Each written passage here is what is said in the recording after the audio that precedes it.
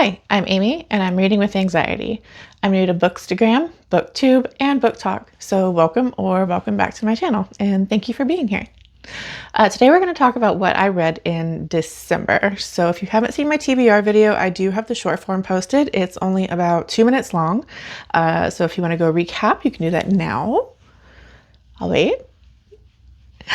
Just to recap my TBR from December, I had The Vampire Lestat, The Queen of the Damned, Carmilla, We Love You Bunny, Flux, and Oathbringer. Now, in no world did I think I was ever going to finish all of those books, but I am nothing if not ambitious. Spoiler, I did not finish them all. First up is Carmilla. I finished this one in one sitting. It's a novella. It only has about 100 pages. I ended up listening to the audiobook of this one because I was having trouble with some of the sentence structure on my Kindle version. I hadn't bought this yet. I got this from the Barnes & Noble 25% off sale, and look how pretty she is. So I'm going to be gentle in my review of this book. It was written in 1871 and it was originally published as a series in a periodical. My assumption is going to be that because I don't know a lot about that time period or the place where the book is set itself, that there's going to be a lot of references that I'm not going to understand. I mean, any copy of Frankenstein you get really comes with a reading guide, a guide to reading the classics because they're just a little bit different. I'm sure if I were a genteel lady in 1871 and I was reading this every week as it was coming out, I would probably be in suspense. I might actually be frightened of this story. I enjoyed the overall story. I do wish it was longer, but again, it was published week by week in a periodical. There are some foreshadowing events that occur the night that Carmilla arrives at the castle where this novella takes place at that are very spooky. But overall, I would call it more of a detective novel with a vampire than what you would traditionally think of as a vampire novel. I'm going to give this one 3 stars. I enjoyed it. I was able to finish it. Will I ever pick it up again? Probably not. I might recommend it to people just since, it is a classic. It is one of the first vampire stories that we ever got. For me, his take on how vampires are created is a little bit rough. I'm sure that harkens back to, the original vampire myths. There are some really pointed scenes in here that if I were reading this week to week would absolutely make me dwell on them. Why did she say this thing? Why did she do this thing? Why did that thing upset her? I would just want answers. Overall, this is a recommend for me because it is a classic and it is the first vampire story. Next, I finished The Vampire Lestat. Oh, Lestat. What can I say about Lestat? I think I'm a Lestat apologist now. Don't get me wrong. I still think he's crazy and cruel, but I know why now. I thought this book was going to be about his rock band and his rock career and this huge concert that he was having in San Francisco and, the war that he wanted to start with all of the other vampires, but I was wrong. So The Vampire Lestat starts when he's a young man, somewhere in his 20s. The very first scene, we have Lestat going out to hunt wolves. So, they're telling us Lestat is a hunter, and this is definitely foreshadowing. He's going out to hunt these wolves to save the livestock in his village, to bring back meat. And of course, everyone is very grateful to him, but for him, he feels like it was his duty to do so. He doesn't feel like this is something that he is deserving of praise or thanks for.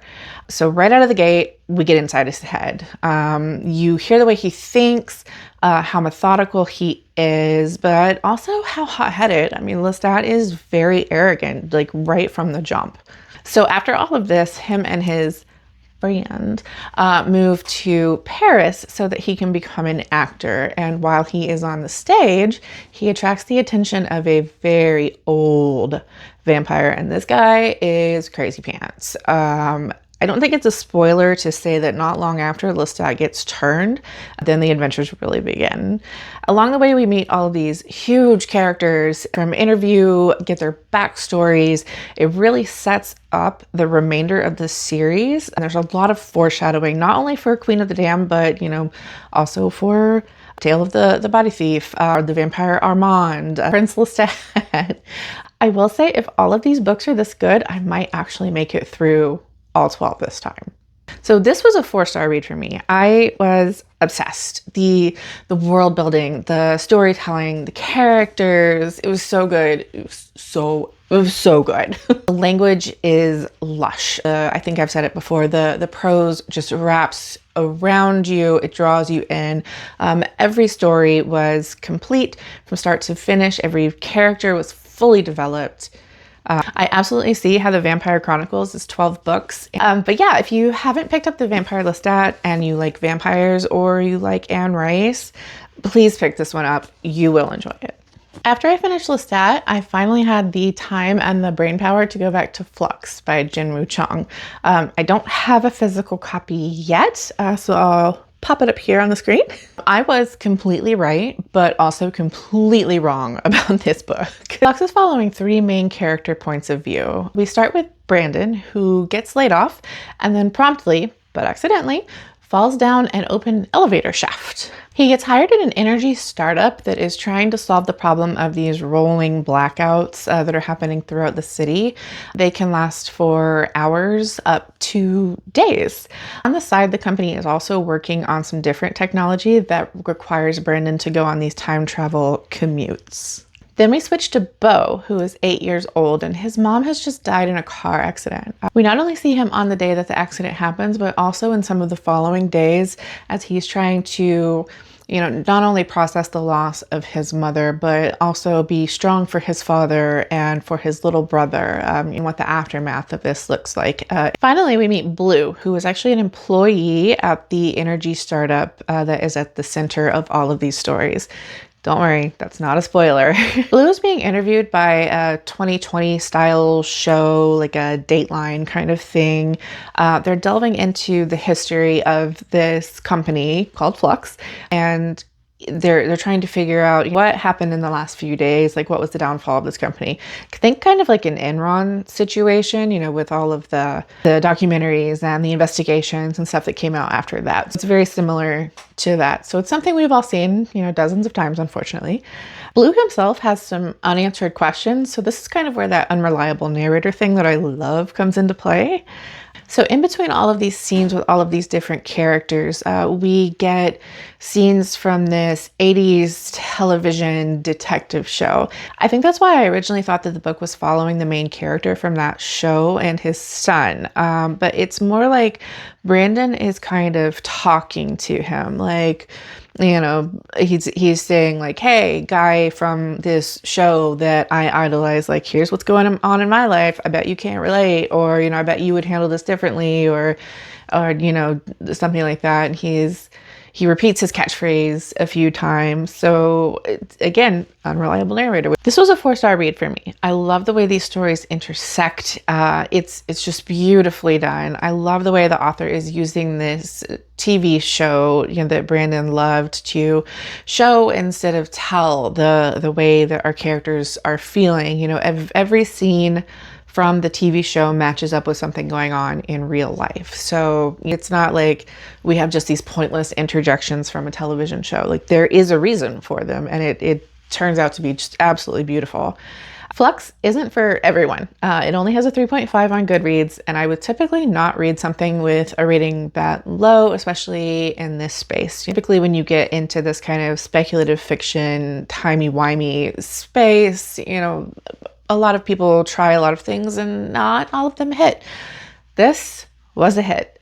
If you like twisty time travel stories that are centered on human emotion and the way that characters navigate grief, you might enjoy this one just as much as I did.